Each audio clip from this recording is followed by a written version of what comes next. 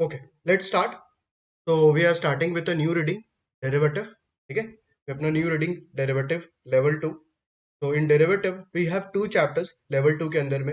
सबसे पहला you have reading number 30 and reading number 31. आप देख लेना आपके पास कौन सा book. I think it should be of book number 4. ठीक है, तो वो सामने रखिएगा स्क्वाइजर. So you can see reading number 30 and reading number 31. तो दो चैप्टर है वैसे बोलने के लिए या दो रीडिंग है बोलने के लिए, बट अंदर में डिस्कस करने के लिए बहुत सारा चीज है. Because if you remember in 2023 खासकर जो लेवल 1 जिनका क्लियर हुआ है, डेरिवेटिव के अंदर में we use to have around 8-9 chapters, right, segregated into different different study sessions. अलग अलग एक चैप्टर्स होता था, छोटा छोटा होता था, बट वॉल्यूम वाइज बहुत होता था. Because we use to have 8-9 chapters and focus use to be in terms of pricing. वहां पे फोकस रहता था यार प्राइस कैसे डिटरमाइन करें, राइट. फ्यूचर्स कॉन्ट्रैक्ट का, फॉरवर्ड कॉन्ट्रैक्ट का प्राइस कैसे डिटरमाइन करे, गेन लॉस कैसे डिटरमाइन करे. So it use to be pricing and valuation. But yes, बहुत what you say relate smaller form में होता था, not at a deeper level. बहुत ज्यादा डीपर लेवल पे जाके डिस्कशन नहीं होता था, बट एक बेसिक अंडरस्टैंडिंग वहां पे अपने को जरूर हो जाता था कि फॉरवर्ड फ्यूचर्स के अंदर में डिफरेंस क्या है, ऑप्शंस वगैरह क्या होता है, कॉल ऑप्शंस, पुट ऑप्शंस वगैरह क्या होता है. लास्ट चैप्टर सबका फेवरेट बाइनोमियल मॉडल, जिसे वैल्यूएशन निकालते थे, जो खासकर सब बच्चा छोड़ के जाता था मैक्सिमम, जिससे मैंने पूछा है. बट यहाँ पे तुमको बाइनोमियल मॉडल सीखना ही पड़ेगा, कोई ऑल्टरनेटिव नहीं है, कोई ऑल्टरनेटिव नहीं है. यहाँ पे बाइनोमियल मॉडल सीखना ही पड़ेगा. तो मैं जानबूझ के लेवल 1 इसीलिए डिस्कस कर रहा हूँ ताकि तुम लेवल 2 का जो सीरियसनेस है वो समझ पाएगा कि लेवल 1 में अगर कोई कुछ छोड़ा है तो लेवल 2 में उसको कोई मतलब छोड़ने का कोई मौका ही नहीं मिलेगा. You have to cover each and everything, there is no other alternative.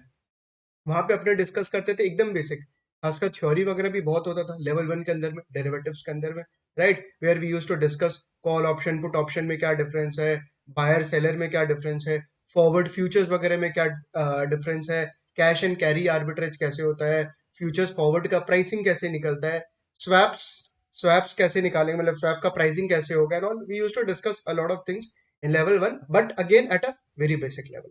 ठीक है, तो सर लेवल 2 में क्या चीज है देखो. लेवल 2 में सबसे पहला लेवल 1 का तो टच अपॉन है ही, मतलब you should be clear about level 1. That is very important. अगर कोई का डेरिवेटिव वीक है तो हो सकता है उसको लेवल 2 में थोड़ा सा प्रॉब्लम हो, बट अपने क्लास में अगेन क्या करूंगा मैं, बेसिक्स आपको जरूर समझाऊंगा. मतलब आई विल नॉट प्रिज्यूम कि आपको लेवल 1 पूरा आपका स्ट्रेंथ होगा, मतलब वो अजम्पशन के बेसिस पे थोड़ा सा हो सकता है बच्चा के लिए डिफिकल्टी हो जाए. तो मैं क्या अज्यूम करूंगा कि हाँ भाई आपको बेसिक्स आता है, that is clear, but again मैं ब्रशअप आपको जरूर करवा दूंगा. जो लेवल 1 का यहाँ पे अपने को जो काम आएगा स्पेसिफिकली, टू इंश्योर कि आप लेवल 1 का ब्रशअप होने से तुरंत आप लेवल 2 को कैचअप कर पाओगे, right. I hope that is fine. अपने बहुत ज्यादा डीपर लेवल पे तो नहीं जा पाएंगे लेवल 1 के अंदर में, बट यस, लेवल 1 को टच अपॉन जरूर करेंगे, ब्रशअप जरूर करेंगे. क्या देख, लेवल 1 में अपने ये सब चीज पढ़ते थे, वो टच अपॉन करने के बाद उससे मैं लेवल 2 को बिल्ड कर लूंगा, सो दैट आपके लिए भी इजी हो जाए, प्लस आप लेवल 1 और लेवल 2 का जो कॉन्सेप्ट है वो फटाफट से लिंक कर पाओ. परफेक्ट. तो यहाँ पे आपके लिए टू रीडिंग्स है, reading number 30 and reading number 31 level 2 के अंदर में. पहला है pricing and valuation of forward commitments. ठीक है, फॉरवर्ड कमिटमेंट्स. और क्या बोल रहा है, प्राइसिंग एंड वैल्यूएशन. तो level 2 is all about what, valuation. Level 2 is all about what, valuation. Equity तुम लोग कर चुका है, right, equity you have done. वहां पे देखा वैल्यूएशन कितना डीपर लेवल के अंदर में होगा.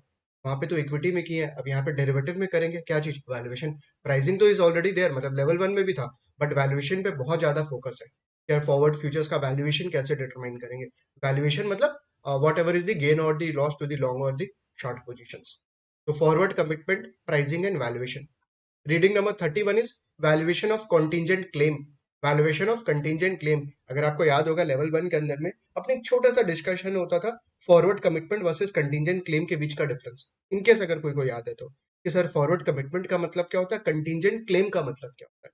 Forward commitment and contingent claim का मीनिंग क्या होता है. तो वहां पे अपने बात करते थे forward commitment can be futures, can be forward, can be swaps. Contingent claims are actually what, options. Contingent claim, क्योंकि कंटिजेंसी है ना, कंटिजेंसी ऑप्शंस आपके फेवर में आएगा कि नहीं आएगा, आपके फेवर में आएगा कि नहीं आएगा, तभी तो नाम है इसका क्या, कंटिजेंट क्लेम. और उसका क्या, वैल्यूएशन. उसका क्या, वैल्यूएशन. तो जो भी डेल्टा, गामा, थीटा, वेगा, नाम सुना हुआ है. तो सुना हुआ तो है, लेकिन याद यार कहाँ पे सुना हुआ है. याद करो पोर्टफोलियो मैनेजमेंट के अंदर में, लेवल 1 के अंदर में रिस्क मैनेजमेंट का जो टॉपिक होता था, वहां पे अगेन एक एक लाइन के अंदर में होता था. डेल्टा का मतलब क्या है, थीटा का मतलब क्या है, वेगा का मतलब क्या है, रो का मतलब क्या है. और यहाँ पे पूरा का पूरा यू हैव अ वैल्यूएशन, मतलब उसको अपने पूरा समझेंगे कि यार कैसे वो actually call option, put option वगैरह को, उसका वैल्यू को कैसे इफेक्ट करता है। मैं खासकर प्रैक्टिकल एस्पेक्ट्स पे भी फोकस दूंगा आपको, ठीक है। खासकर जो कॉन्टीजेंट क्लेम वाला टॉपिक है ना, तो अपने कुछ प्रैक्टिकल कुछ वेबसाइट्स वगैरह ओपन करके जब मैं आपको समझाऊंगा तो समझाते हुए आपको प्रैक्टिकल चीजें लिंक करवाऊंगा, सो दैट आपका रिटेंशन काफी हाई रहे वहां पे। क्योंकि तुम एक बार थ्योरी समझेगा और साइड बाय साइड मेरे साथ प्रैक्टिकल एस्पेक्ट देखेगा ना कि सर डेल्टा थीटा गामा वगैरह कैसे होता है, तो आपका जो मतलब रिटेंशन होगा वो काफी हाई हो जाएगा, मतलब you will be able to remember practically also.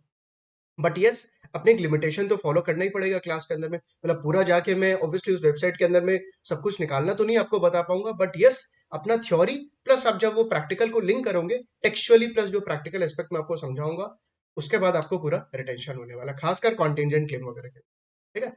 Binomial model वगैरह वहां पे अपन डिस्कस करें। तो बोलने के लिए दो चैप्टर है, बट यस अंदर में बहुत सारा चीजें। आज अपने स्टार्ट कर रहे हैं reading number 30, pricing and valuation of forward commitment, ठीक है। तो ये अपना वैसे चैप्टर नंबर 1 है डेरिवेटिव का, but yes as per author it is what reading number 30, pricing and valuation of forward commitments.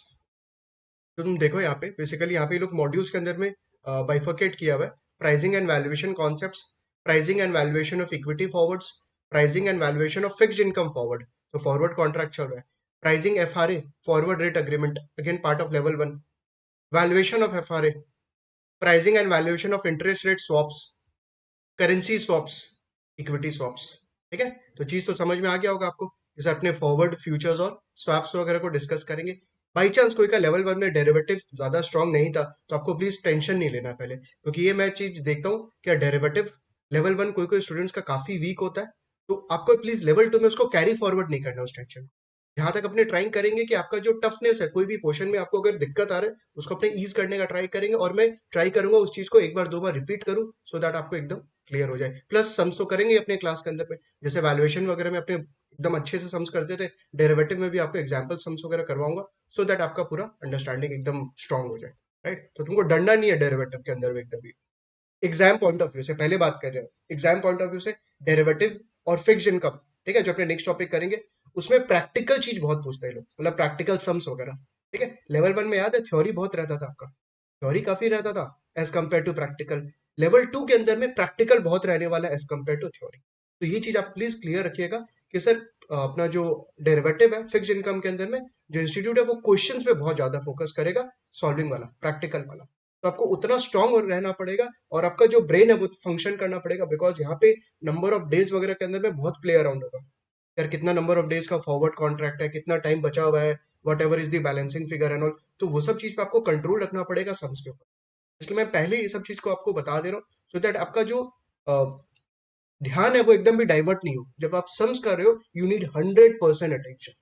अगर तुम थोड़ा सा भी लूज करेगा तुमको आज के क्लास में ही समझ में आ जाएगा, ये एक दो क्लास के अंदर में समझ में आ जाएगा कि नहीं सर ध्यान तो पूरा चाहिए, ध्यान तो डेरिवेटिव के अंदर में पूरा चाहिए, क्योंकि ध्यान भटका और वो क्या बोलते हैं ना दुर्घटना दुर्घटना घटा, वो वाला हिसाब हो जाएगा डेरिवेटिव फिक्शन के अंदर, बिकॉज सम्स आते हैं, न्यूमेरिकल्स आते हैं, तो न्यूमेरिकल्स आएगा कैलकुलेटर पे कमांड रखना पड़ेगा, plus you need command on the.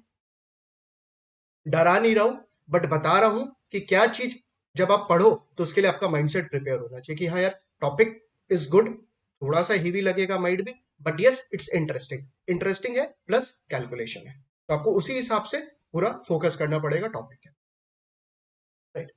चलिए अब अपने स्टार्ट कर रहे हैं फटाफट से, pricing and valuation of forward commitments. तो मैंने यहाँ पे क्या किया आप लोग के लिए, अ, इस रीडिंग को बेसिकली बाइफर्केट कर दिया अपने क्लास के पॉइंट ऑफ व्यू से कि अपने क्लास के अंदर में कैसे मूव करेंगे, प्लस आपके रिवीजन के पॉइंट ऑफ व्यू से। यार चैप्टर थोड़ा सा जब बड़ा होता है तो उसको अपने एक समरी फॉर्म में क्लासिफाई कर लेते हैं, so it's become like a road map कि अपने कैसे कैसे डिस्कस करेंगे, and it's become interesting for you also कि यार एक स्ट्रक्चर्ड वे में अपने पढ़ाई कर रहे हैं। तो देखो यहाँ पे pricing and valuation of forward commitments में part number 1, pricing and valuation of forward and futures on equity. Pricing and futures, forward and futures किस पे होने वाला है, इक्विटी स्टॉक के ऊपर में, that is LOS number A. Fixed income के ऊपर में that is LOS number D. Interest rate के ऊपर में forward and futures that is LOS number D. Part number 2, cash and carry arbitrage, cash and carry arbitrage ये अपना level 1 का भी होता था, cash and carry arbitrage, that is LOS number B. फिर part number 3, swap pricing and valuation, part number 3 swap pricing and valuation. तो यहाँ पे आपको अपने डिस्कस करेंगे interest rate swap, that is LOS number E, currency swap LOS number F, फिर swap pricing and valuation of equity swap, LOS number G. अगर आपको याद होगा interest rate swap, currency swap, equity swap level 1 में पढ़े हुए तो है। लेवल 1 के अंदर में सर पढ़े हुए तो है, बट यहाँ पे क्या बोल रहा है आपको, प्राइसिंग एंड वैल्यूएशन करना है। Is it fine? ये समझ में आ रहा है कि लेवल 1 और लेवल 2 में क्या डिफरेंस है सर? लेवल 1 में अपने चीज पढ़ते थे बेसिक अंडरस्टैंडिंग के लिए, यहाँ पे सारा कैलकुलेशन करेंगे कि प्राइसिंग कैसे निकलेगा, चाहे फॉरवर्ड फ्यूचर्स हो, कोई भी कॉन्ट्रैक्ट का, चाहे वो इक्विटी हो, चाहे वो फिक्स इनकम हो, चाहे वो इंटरेस्ट हो, ठीक है। स्वैप का कैसे प्राइसिंग एंड वैल्यूएशन होने वाला है, चाहे वो करेंसी हो, चाहे वो इक्विटी हो, चाहे वो इंटरेस्ट रेट, और फिर सबसे easy cash and carry arbitrage, right. Let's start. I hope आपको रोड मैप पता लग गया होगा कि कैसे अपने डिस्कस करेंगे। तो अपने सबसे पहला बेसिक कॉन्सेप्ट से स्टार्ट कर रहे हैं, बेसिक कॉन्सेप्ट के साथ स्टार्ट करें। Forward commitment versus contingent claim, दोनों में क्या डिफरेंस है, व्हाट इज द डिफरेंस, याद करने का ट्राई करिए। Forward commitment versus contingent claim. एक सेकंड, आपको यहाँ पे थ्योरी कुछ लिखने का जरूरत नहीं है, ठीक है। मैं आपको लिखा हुआ नोट्स आपको दे दूंगा, you don't need to worry, इसे लिखने का जरूरत नहीं है थ्योरी खासकर। आप लिखिए मत, सिर्फ सुनिए और समझिए चीजों को, और याद करने का ट्राई करिए कि लेवल 1 में अपने क्या पढ़े। फॉरवर्ड कमिटमेंट के अंदर में अपने कौन सा कॉन्ट्रैक्ट्स लेते थे, अगर आपको याद है तो। फॉरवर्ड कमिटमेंट के अंदर में किस टाइप का कॉन्ट्रैक्ट्स लेते थे sir? It includes forwards, it include futures, it includes swaps. Forward commitment के अंदर में we use to take what, forward futures contract और क्या, swaps. Whereas contingent claim में क्या लेते थे? कंटिंजेंट क्लेम के अंदर में ऑप्शंस, और ऑप्शंस का भाई एक और होता था अगर याद है तो, सीडीएस। सीडीएस याद है, क्रेडिट डिफॉल्ट स्वैप। सर नाम तो सुना हुआ है बट याद नहीं आ रहा, कोई दिक्कत नहीं है। CDS, credit default swap. अभी यहाँ पे मेरे को उस पर डिस्कस नहीं करना है सीडीएस पे, बट यस ऑप्शन का भाई होता था। नाम है इसका स्वैप, बट होता था कंटीजेंट क्लेम, क्योंकि उसके अंदर में डेरिवेटिव जो अंडरलाइंग होता था, it use to be credit quality of the company. Credit quality of the company की अगर मान लो अपने अडानी का बॉन्ड्स वगैरह बाई किए हुए, और अगर वो डिफॉल्ट कर जाता है तो सर अपने को कैसे पैसा मिलेगा, क्रेडिट डिफॉल्ट स्वैप होता है। तो फॉरवर्ड कमिटमेंट के अंदर में the contracts can be forward futures swaps. Contingent claim के अंदर में the contract is what, options या सीडीएस। जब मैं फॉरवर्ड फ्यूचर्स और स्वैप्स का बात कर रहा हूँ, ठीक है, फॉरवर्ड फ्यूचर स्वैप्स का, तो पे ऑफ अपसाइड डाउन साइड दोनों होने वाला है, अपसाइड डाउन साइड दोनों होने वाला है। वेयर एज कंटिंजेंट क्लेम के अंदर में क्या होगा, it will be a one side पे ऑफ। मतलब फॉरवर्ड कमिटमेंट वगैरह के अंदर में सर दी कैश फ्लो, दी पे of will be on a linear side, linear fashion में होगा कि सर अगर ऊपर गया तो सर अगर फॉरवर्ड बाई किए हुए तो डिफरेंस मिलेगा, अगर नीचे गया तो फॉरवर्ड सेल किए हुए तो पैसा मिलेगा, right. Whereas contingent claim के अंदर में सर डिपेंड करता है ऑप्शन बायर है या ऑप्शन सेलर है, बिकॉज एक साइड में आपके अगर फेवर में नहीं गया ऑप्शंस तो वो लैप्स हो जाएगा। Two sided versus one sided वाला चीज है, right. In case of forward commitment, in case of forward commitment, पे ऑफ और प्रॉफिट क्या होगा, सेम या अलग अलग? पे ऑफ या प्रॉफिट क्या होने वाला है, सेम या अलग अलग? पे ऑफ और प्रॉफिट याद करने का ट्राई करो। पे ऑफ और प्रॉफिट सर, पे ऑफ का मतलब कि अगर आपके फेवर में कॉन्ट्रैक्ट गया तो आपको डिफरेंस मिलेगा, और प्रॉफिट जितना आपका गेन होगा। तो पे ऑफ और प्रॉफिट सेम होता था फॉरवर्ड कमिटमेंट के। वेर एज कंटिंजेंट क्लेम के अंदर में पे of and profit used to be different, पे of and profit used to be different. Reason sir, reason, contingent claim के अंदर में अपने क्या पे करते हैं, ऑप्शंस के अंदर में अगर अपने ऑप्शन बाई कर रहे हैं, व्हाट वी पे, क्या पे करते हैं, प्रीमियम। क्या पे करते हैं, premium. Whereas forward commitment के अंदर में अपने कुछ भी पे नहीं करते हैं।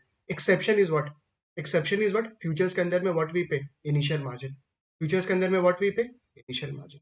याद आ रहा है ये सब चीज सारा कुछ? कि सर हाँ, फॉरवर्ड कमिटमेंट के अंदर में पे ऑफ एंड प्रॉफिट क्या होता है, same, because there is no initial outflow, exception initial margin in case of futures. Whereas in case of contingent claim, पे of and profit are different, because अपने initially क्या pay करते हैं, premium पे करते हैं। तो पे ऑफ में क्या होता है, जो भी पैसा अपने को आ रहा है, अगर अपने ऑप्शन बाई किया, कॉल ऑप्शन बाई किया, and if the price increases तो अपने को वो जो डिफरेंस है वो आएगा, बट अपने जो प्रीमियम पे किए दैट इज द सunk कॉस्ट, वो माइनस करेंगे तो क्या आएगा, प्रॉफिट। वो माइनस करेगा तो क्या आएगा, profit. Okay. In case of forward commitment in case of forward commitment, the buyer and the seller both has the rights and obligations. In case of forward commitment, buyer and the seller both has the rights as well as obligations. Sir ये पढ़ते तो थे level 1 के अंदर में, but याद नहीं आ रहा, मतलब ऐसा क्या, मतलब क्यों ऐसा बोल रहे, करवाऊंगा याद। In case of contingent claim, buyer के पास राइट होता है, whereas seller has what, obligation. Buyer has right whereas seller has what, obligation. Reason कि सर बायर के फेवर में अगर प्राइसेस मूव हुआ, in case of call options, अगर प्राइस ऊपर चला गया तो बायर को डिफरेंस मिलेगा। सर डिफरेंस का मतलब जो स्ट्राइक प्राइस पे आप बाई की हो वर्सेस स्टॉक प्राइस जितना ऊपर गया, एस माइनस ई का डिफरेंस आपको मिलेगा। You have a right. और आपके फेवर में नहीं गया, मतलब अगर प्राइस नीचे चला गया तो call option will what, lapse.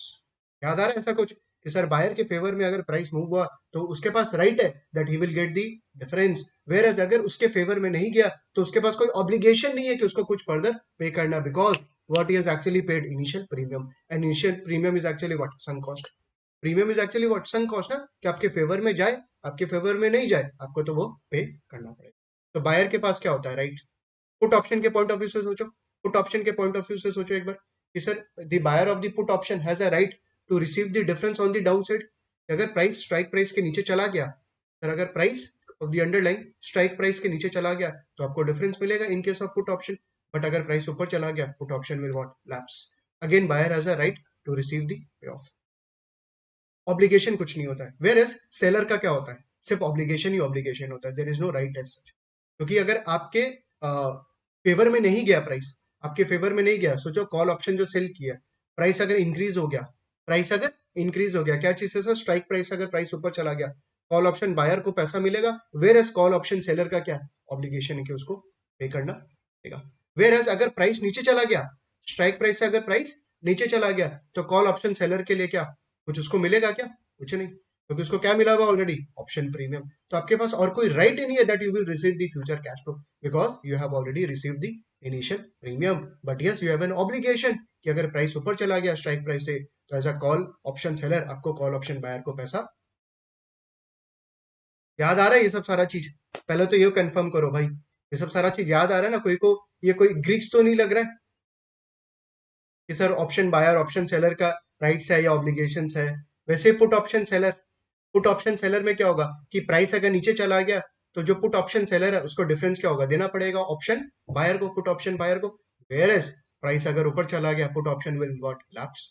तो पुट ऑप्शन सेलर के पास अगेन कोई राइट नहीं है कोई भी चीज फ्यूचर में रिसीव करने का, बिकॉज उसको ऑलरेडी क्या मिला हुआ है, ऑप्शन प्रीमियम। एंड अपने बात करते थे कि सर ऑप्शन बायर के लिए, ऑप्शन बायर के लिए maximum profit is what, unlimited. Option buyer के लिए maximum profit is unlimited, whereas option seller के लिए profit is actually what, limited to the extent of option premium, because उससे ज्यादा तो उसको मिलेगा नहीं कुछ भी, उससे ज्यादा उसको कुछ मिलेगा नहीं। ऑप्शन बायर के लिए loss is what, limited to the extent of what, option premium. तभी तो बात आ रहा है कि सर उसका कोई ऑब्लिगेशन नहीं है, ऑप्शन बायर का फर्दर और कोई ऑब्लिगेशन नहीं है, बिकॉज वो ऑलरेडी क्या पे किया हुआ है, ऑप्शन प्रीमियम पे किया हुआ है। अब उससे ज्यादा उसको कोई लॉस हो नहीं सकता है। वेयर एज ऑप्शन सेलर के लिए लॉस क्या है, ऑप्शन सेलर के लिए loss is actually what, option seller के लिए loss is actually what, unlimited. कि प्राइस अगर ऊपर चला गया in case of call option तो ऑब्वियसली ऑप्शन सेलर को देना पड़ेगा जितना भी लॉस हुआ है, और प्राइस अगर नीचे चला गया in case of put option तो जो ऑप्शन सेलर है उसको भी दैट डिफरेंस ही नीड्स टू। बट हाँ जब नीचे के साइड में जाएगा, अनलिमिटेड बोलने के लिए, बट याद है अपने क्लास में बोलते थे यार बोलने के लिए अनलिमिटेड है कि पुट ऑप्शन नीचे जाएगा, प्राइसेस नीचे जाएगा, but prices can not be become what, negative. Negative नहीं हो सकता, जीरो तक जा सकता है। अरे प्राइस नेगेटिव थोड़ी होगा, नीचे जाएगा प्राइस तो कितना जा सकता है सर, जीरो हो सकता है शेयर प्राइस, उससे ज्यादा थोड़ी होने वाला। तो बट हाँ थियोरिटिकली अपने बोलते हैं इट इज व्हाट एक्चुअली, ठीक है। Contingent claim versus forward commitment. Also there is a credit risk in case of forward contracts. Forward contracts में याद है क्रेडिट रिस्क होता है, फॉरवर्ड कॉन्ट्रैक्ट्स के अंदर में क्या होता है, क्रेडिट रिस्क होता है। फ्यूचर्स वगैरह के अंदर में क्रेडिट रिस्क नहीं होता, because there is a initial margin which has to be deposited, there is a initial margin which needs to be deposited. Whereas in case of contingent claim, buyer के पास credit risk होता है, buyer को actually credit risk होता है किससे, option seller से। Option seller से, जो ऑप्शन बायर है उसी को तो रिस्क है ना, बिकॉज उसी के पास तो आने के लिए अनलिमिटेड प्रॉफिट है, right. Whereas option seller के पास तो कोई रिस्क है ही नहीं, क्योंकि सर वो ऑलरेडी इनिशियल प्रीमियम ले लिया, वो तो ऑलरेडी इनिशियल प्रीमियम। तो ये डिफरेंसेस अपने डिस्कस किए, forward commitment versus contingent claim, forward commitment versus contingent claim. एक बार फटाफट से रिकैप करें कि सर फॉरवर्ड कमिटमेंट के अंदर में क्या क्या आता है, फॉरवर्ड आता है, फॉरवर्ड कॉन्ट्रैक्ट्स आता है, फ्यूचर्स आता है, स्वैप्स आता है। वेयर एज कंटिजेंट क्लेम के अंदर में ऑप्शंस आता है। Second, buyer and seller has rights and obligations, whereas contingent claim के अंदर में buyer has the right, seller has the obligation. Buyer के पास राइट है, सेलर के पास क्या है, ऑब्लिगेशन है। Third, pay of and profit क्या, फॉरवर्ड कमिटमेंट के अंदर में सेम, पे of and profit are different. क्यों, याद करने का ट्राई करिए, इनिशियल प्रीमियम की वजह से, इनिशियल प्रीमियम की वजह से। Fourth, no initial payment, exception क्या है, एक्सेप्शन क्या है, initial margin in this.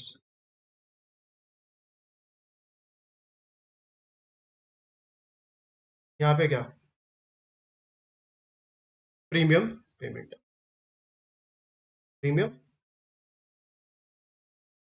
Bye the buyer, buy the right.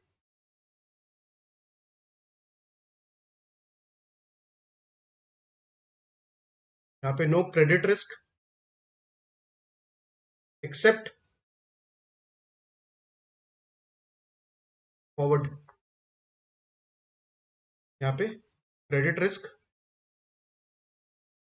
Is faced by option buyer, ठीक है। बट प्रैक्टिकली देखो ऑप्शन बायर तब भी फेस नहीं करता है, बिकॉज क्या है ना, अभी अगर आप मतलब कोई अगर ट्रेडिंग कर रहा होगा या नॉलेज रखता होगा, तो जब आप ऑप्शन सेल करते हो ना, जब ऑप्शन सेल करते हो तो आपको मार्जिन डिपॉजिट करना पड़ता है, आपको मार्जिन डिपॉजिट करना पड़ता है। देखो अगर कोई बाई कर रहा है ऑप्शन, तो उसके पास से क्या जाएगा, प्रीमियम जाएगा, उसके पास मैक्सिमम लॉस क्या हो सकता है, that premium will become zero, उससे ज्यादा तो लॉस है नहीं, उससे ज्यादा तो उसका ऑब्लिगेशन है नहीं। वेयर एज ऑप्शन सेलर के पास तो अनलिमिटेड ऑब्लिगेशन, याद है कि अगर आप कॉल ऑप्शन सेल की हो, अगर सर प्राइस ऊपर चला गया तो ऑप्शन सेलर को वो डिफरेंस देना पड़ेगा, और अगर ऑप्शन सेलर डिफॉल्ट कर जाता है तो अल्टीमेटली फिर बायर नेक्स्ट टाइम से बाई नहीं करेगा, राइट। इसलिए एक्सचेंज क्या करता है, ऑप्शन सेलर से मार्जिन ले लेता है, ऑप्शन सेलर से मार्जिन ले लेता है, मैंने प्रैक्टिकल एस्पेक्ट बताया, ठीक है। बट यहाँ पे क्या बोल रहा हूँ, credit risk is faced by the option buyer theoretically, क्या ऑप्शन सेलर जो है सर, उसके पास क्या अनलिमिटेड लॉस है, तो हो सकता है वो पैसा चुका नहीं।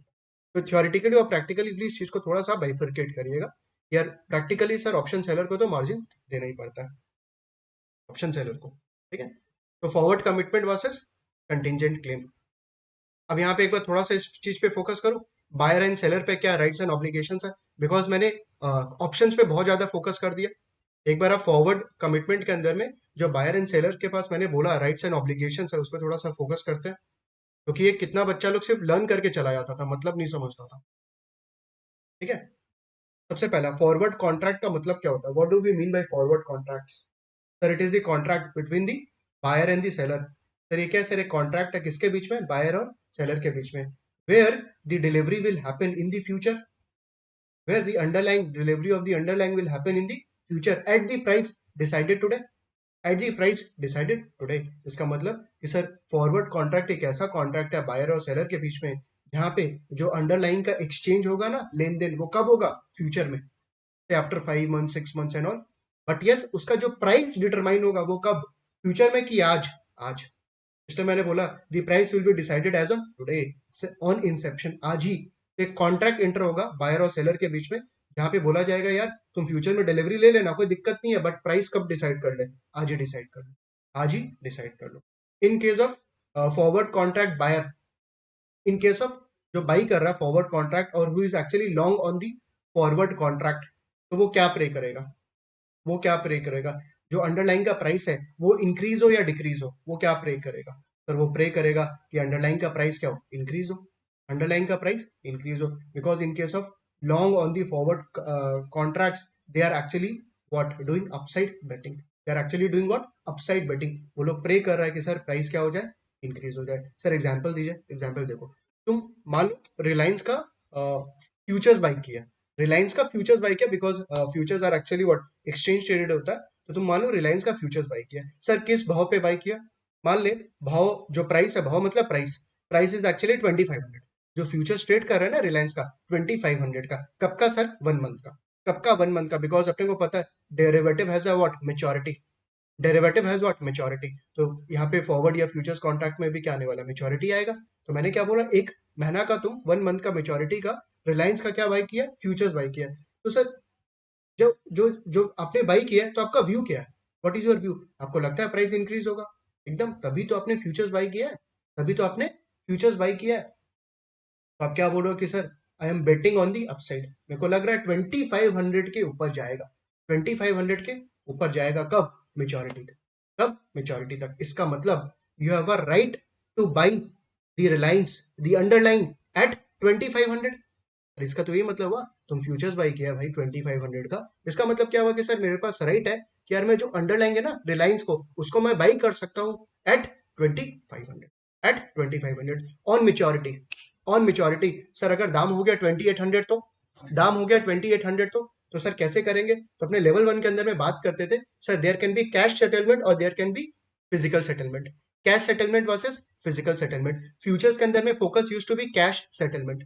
फ्यूचर्स के अंदर में अगर आपको याद है, आपने कैश सेटलमेंट पे ज्यादा फोकस करते थे। सर कैश सेटलमेंट का मतलब ये है भाई कि आपने एक कॉन्ट्रैक्ट इंटर किया that you will buy at 2500। दाम अगर 2800 हो गया तो आपके फेवर में चला गया ना। अरे आपके पास राइट है to buy the underlying at 2500, और मैंने बोला मार्केट में अब कोई और अगर आएगा उसको कितना पे बाई करना पड़ेगा? 2800 पे। तो आप क्या करोगे? 2800 प्राइस हो गया, 2500 पे आपका राइट था, दैट 300 का फायदा आपको मिल जाएगा। दैट 300 का फायदा आपको मिल जाएगा। तो ये जो सेलर है, जो फॉरवर्ड सेलर है, फ्यूचर सेलर है, वो फ्यूचर्स बायर को 300 दे, obviously into contract size and all. Into contract size मतलब जितना भी लॉट साइज होने वाला है इनटू दैट। ये समझ में आ रहा है? तो यहाँ पे अपने बात किए सर कॉन्ट्रैक्ट फॉर डिफरेंस, या अपने को क्या मिलने वाला? कैश सेटलमेंट करेंगे, जो भी डिफरेंस होगा ना वो अपने फेवर में अगर हुआ तो अपने को। तो इन केस ऑफ फ्यूचर्स और फॉरवर्ड, कि सर अगर अपने बाई कर रहे हैं, what we are praying here, we are doing actually what? Upside betting, and we have a right to buy the contract, और we have a right to buy the underlying at what? F. F pay, which is 25, which is 25। और अगर sir दाम ऊपर चला गया तो आपको वो डिफरेंस मिल जाए, और अगर सर दाम नीचे चला गया तो मेच्योरिटी तक अगर दाम नीचे चला गया तो आपने आपका राइट था बाई करने का 2500 पे, ठीक है, और दाम अगर 2200 हो गया तो तब आपका ऑब्लिगेशन हो जाएगा 2500 पे बाई करने, तब आपका ऑब्लिगेशन हो जाएगा 2500 पे बाई करने का। और 2500 पे बाई कर लिया और मार्केट में सेल कर सकते हो उसको 2200 पे, या वो जो डिफरेंस है ना 2500 वर्सेस 2200, दैट 300 आपको पे करना, आपको पे करना पड़ेगा। मतलब बायर को पे करना पड़ेगा, किसको? सेलर को। बायर को पे करना पड़ेगा, किसको? Seller. So in case of a long forward contracts or long futures contract, we are doing what? Upside betting. We are doing actually upside betting. If price increases above F, we will get the difference and we have a right to get the difference. And if the price decreases, we have an obligation to pay the difference. ये समझ में आ रहा है? तो देखो यहाँ पे linear cash flow है ना, लीनियर, कि सर अगर प्राइस ऊपर जा रहा है तो बायर को डिफरेंस मिल रहा है, अगर प्राइस नीचे जा रहा है तो बायर को डिफरेंस देना पड़ रहा है। इसलिए मैंने बोला क्या? Buyer has the rights and obligation. Buyer के पास क्या है? राइट्स भी है और ऑब्लिगेशन भी है। तो सर राइट कैसे है? राइट, जब आपके प्राइस ऊपर चला गया, एफ से ज्यादा चला गया, तो आपके पास राइट है कि आप एफ पे बाई कर लो। आपके पास राइट, आप एफ पे बाई कर लो विच इज 2500, और मार्केट में 2800 पे सेल कर देना, तो 300 आपको वैसे मिल जाएगा फिजिकल सेटलमेंट। आप 2500 पे बाई कर लीजिए, मतलब शेयर्स का डिलीवरी ले लीजिए, और 2000 पे मार्केट पे सेल कर दीजिए, क्योंकि आपके पास तो राइट है ना 2500 पे बाई करने का। ये 2500 कब डिसाइड हुआ था? आज या 1 मंथ के बाद? आज। ये चीज जरूरी याद रखना प्लीज, कि सर ये जो फॉरवर्ड और फ्यूचर्स कॉन्ट्रैक्ट का प्राइस डिसाइड कब होता? आज। डिलीवरी कब होगा? फ्यूचर में। डिलीवरी कब होगा? फ्यूचर। राइट, आपके पास राइट्स है। सेकंड, ऑब्लिगेशन का मतलब कि सर 2500 पे मेरे पास राइट था, दाम अगर 2200 हो गया ना, मेरा ऑब्लिगेशन हो जाएगा that I have to take the delivery और I have to buy the shares at 2500, और मैं मार्केट में उसको रोते हुए सेल करूंगा 2200। रोते हुए इज फाइन, क्योंकि यार 2500 का चीज आपको बाई करना पड़ गया, जो कि दाम जिसका कितना चल रहा है? 2200।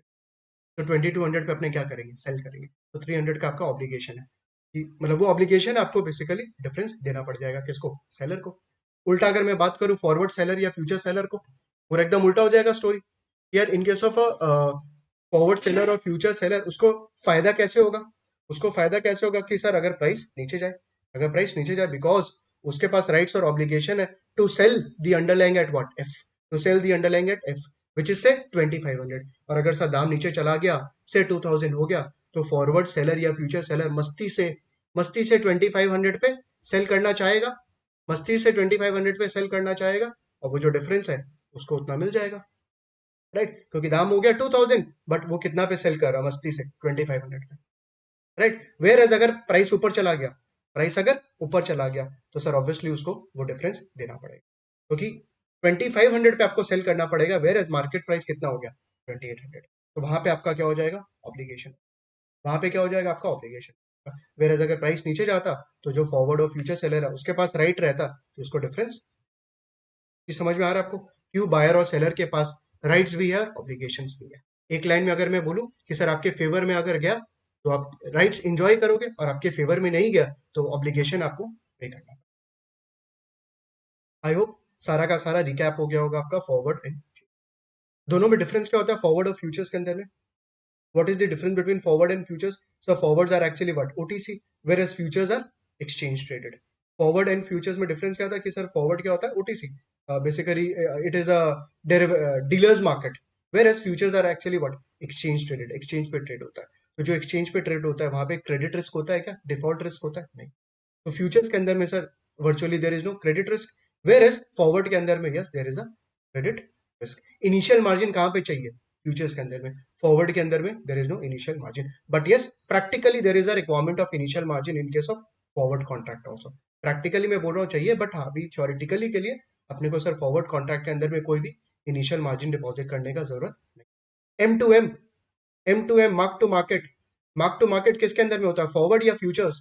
Mark to market daily settlement किसके अंदर में होता है, फॉरवर्ड या फ्यूचर्स? फ्यूचर्स के अंदर में।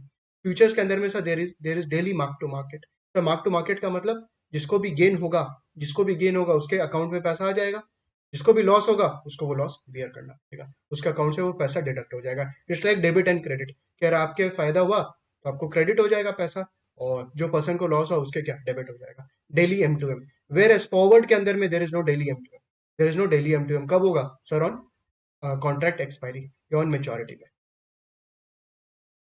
परफेक्ट, चलिए। तो forward commitment versus contingent claim अपने सबसे पहले तो ये समझे कि क्या डिफरेंस होता है। सेकंड अपने डिस्कस कर लिए कि sir in case of buyer और सेलर के अंदर में राइट्स एंड ऑब्लिगेशंस के अंदर में क्या डिफरेंस है, राइट्स एंड ऑब्लिगेशंस के अंदर में क्या डिफरेंस है, कि बायर और सेलर को अपने क्यों बोलते हैं कि दोनों के पास राइट्स भी है ऑब्लिगेशंस भी है। तो देखो यहाँ अभी तक मैंने कोई भी नया कंसेप्ट नहीं पढ़ाया आपको, everything is link to level one. अभी तक सब कुछ अपने लेवल वन को लेके डिस्कस करें, और नेक्स्ट 10-15 मिनट्स में भी लेवल वन पे डिस्कस करेंगे, क्योंकि ऑथर भी जो है ना, तुम देखिएगा अगर स्क्वाइजर चाहे को रीडिंग, पहले वो एक दो पेज आपको लेवल वन का ही ब्रशअप करवा रहा है, क्योंकि उसके बाद आपके लिए इजी हो जाएगा पिकअप करना चीज, ठीक है। तो अपने यहाँ पे ऐसा मत सोचना है कि सर वेस्ट कर रहे हैं ये सब चीज को डिस्कस करके, नो एवरीथिंग इज रिक्वायर्ड, सब कुछ चाहिएगा अपना बेस बिल्डिंग। सेकंड सुनना, derivatives are priced in a manner of to prevent the arbitrage। इसे डेरिवेटिव का जो प्राइसिंग होता है ना, वो कैसे होता है कि आर्बिट्रेज नहीं हो। तो सर डेरिवेटिव कॉन्ट्रैक्ट्स का pricing is basis on no not prevention of arbitrage principle, ठीक है, कि यार आर्बिट्रेज नहीं होना चाहिए।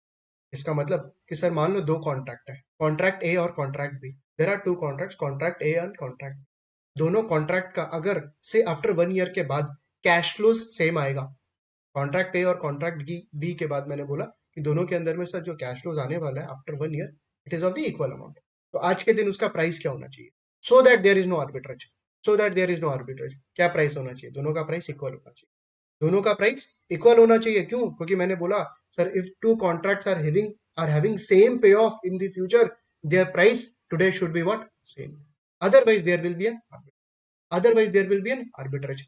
मतलब कि सर जो भी अंडर प्राइस चीज होगा ना आज के दिन, जो अंडर प्राइस चीज होगा उसको अपने बाई कर लेंगे, जो ओवर प्राइस चीज होगा उसको क्या करेंगे, सेल कर देंगे। अंडर प्राइस चीज को आज बाई कर लोगे आप, ओवर प्राइस चीजों को क्या कर दोगे, you will do what, sell. क्यों? क्योंकि फ्यूचर में पे ऑफ क्या आने वाला है, सेम। फ्यूचर में क्या आने वाला है, पे ऑफ सेम। तो जो डेरिवेटिव का प्राइसिंग होता है, it is based on the principle of no arbitrage और प्रिवेंशन ऑफ आर्बिट्रेज। जैसा दोनों का अगर पे ऑफ सेम है तो आज के दिन प्राइस क्या हो, सेम होना चाहिए। अगर ऐसा नहीं हुआ तो obviously there will be an arbitrage. जो सस्ता वाला चीज होगा, अंडर प्राइस चीज को the buyers will buy, and over price चीज को seller will what, sell, and they will wait so that there is a convergence, and they will wait that there is अपने डिस्कस करेंगे cash and carry arbitrage के अंदर में, ये arbitrage कैसे अपने इसको एक्सप्लोर करेंगे कि सर आर्बिट्रेज प्रॉफिट कैसे कमाया जाता है, वहां पे अपने डिस्कस करेंगे cash and carry arbitrage. Third, arbitrage का मतलब क्या होता है, what do we mean by arbitrage? Arbitrage का मतलब sir without putting our own money and without taking any price risk. दो चीज सर, एक सबसे पहला without taking any risk, without taking any risk, and second without putting our own money, we will earn what? Riskless profit. We will earn what? Riskless profit. Exception OTC, exception का OTC जैसे forwards वगैरह के अंदर में, वहां पे तो sir there is a credit risk ना, डिफॉल्ट तो हो ही सकता है। तो आर्बिट्रेज का मतलब कि sir we will not put our own money, अपने खुद का घर से कोई पैसा नहीं लगाएंगे, कोई से बोरो करके पैसा लगाएंगे, और अपना कोई भी प्राइस रिस्क नहीं है, मतलब अपने को डर नहीं है कि सर प्राइस ऊपर चला गया या प्राइस नीचे चला गया, तो कोई डर नहीं है, क्योंकि अपने आप पूरा हिच कर लेंगे अपने आप को, और उसके बाद भी अपने अर्न करेंगे आर्बिट्रेज प्रॉफिट, उसके बाद भी अपने अर्न करेंगे आर्बिट्रेज प्रॉफिट। आर्बिट्रेज का मतलब यही होता है। थर्ड, कुछ अजम्पशंस है इन केस ऑफ डेरिवेटिव जो कि अपने लेवल 1 के अंदर में भी रहता था एंड पोर्टफोलियो के अंदर में भी रहता था, दो अजम्पशन सुनना याद आ जाएगा। सबसे पहला, markets are frictionless. Markets are frictionless मतलब no taxes, no transaction cost, no taxes, no transaction cost, securities are fully divisible, unlimited risk free lending and borrowing opportunity at RF, short selling is also allowed. याद आ रहा है कुछ ऐसा कि sir कुछ assumptions अपने पढ़ते थे डेरिवेटिव के अंदर में भी और पोर्टफोलियो के अंदर में भी कि सर मार्केट्स क्या है, फ्रिक्शनलेस है, मतलब ना ही कोई टैक्सेस है, ना ही कोई ट्रांजैक्शन कॉस्ट है, और unlimited risk free borrowing and opportunity at RF. Also securities are what actually fully divisible, मतलब आप अगर आपको 1.2 शेयर बाई करना, बाई कर सकते हो। 1.2 शेयर बोल रहा हूँ मैं, 1.2, एक शेयर और 1.2 20% मोर, तो उतना भी आप शेयर बाई कर सकते हो। ठीक है, ये सब सारा थियोरिटिकल है भाई, प्रैक्टिकल में क्या टैक्सेस नहीं है सर? है, खर्चा नहीं है, बाई सेल करने का खर्चा नहीं लगता है। Unlimited risk free lending opportunity boring तुम कर सकते हैं क्या आरएफ पे? नहीं। शॉर्ट सेलिंग आराम से कर सकता है क्या? नहीं। कुछ कुछ कंट्रीज में है that you can carry forward the short selling positions and all, India में थोड़ी है कि आप कैरी फॉरवर्ड कर सकते हो। अगर आज आप सुबह शॉर्ट सेल की आपको 7 तक बाई करना पड़ेगा, अदरवाइज वो आपका जो ब्रोकर है वो ऑटोमेटिकली बाई कर लेगा आपके बिहाफ में, you can not carry forward.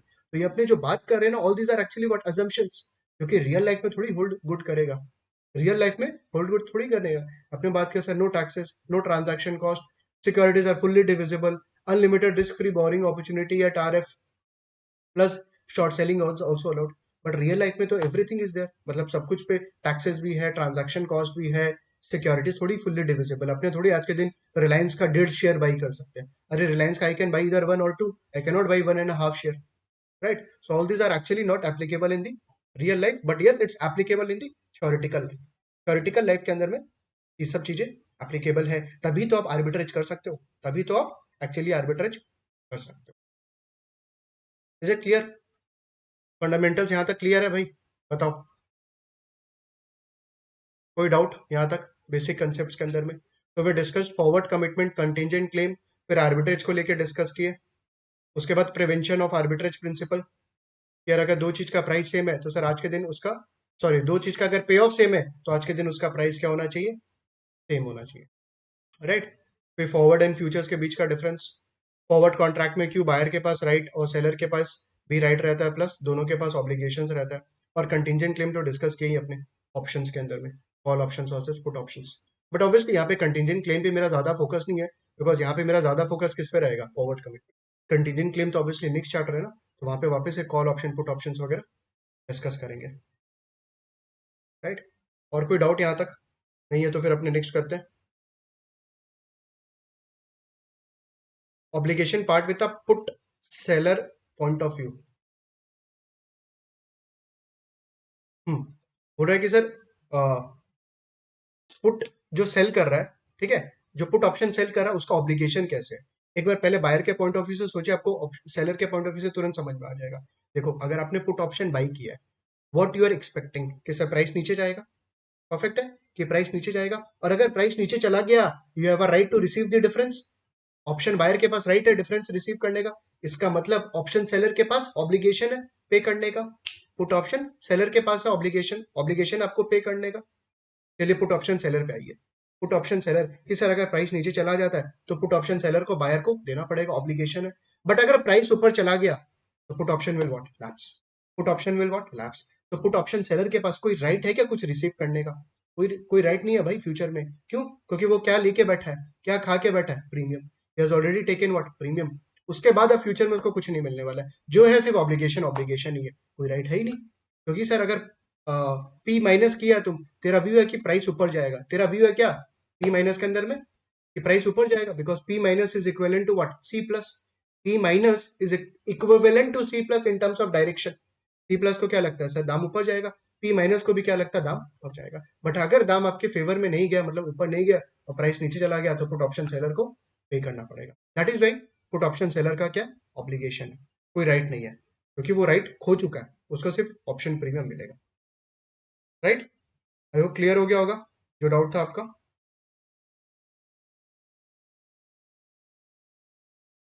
चलिए परफेक्ट। डोंट वरी, अपने वापस से ऑप्शंस पे डिस्कस करेंगे भाई नेक्स्ट रीडिंग के अंदर में। कॉल ऑप्शन पुट ऑप्शन पे वापस से डिस्कस करने वाले हैं। यहाँ पे तो क्या आपको बेसिक एक बार बस मेरे को डिफरेंस बताना था, that is why we have to touch upon. ठीक है, वो अपने स्टार्ट करते हैं फॉर्मली। तो अपना फंडामेंटल्स यहाँ पे क्लियर हो गया। सबसे पहले मैं स्टार्ट कर रहा हूँ कैश एंड कैरी आर्बिट्रेज। ठीक है, जो पार्ट नंबर 2 है ना, वो वाला पहले कर रहा हूँ, cash and carry arbitrage. Part number 2, cash and carry. This is LUS number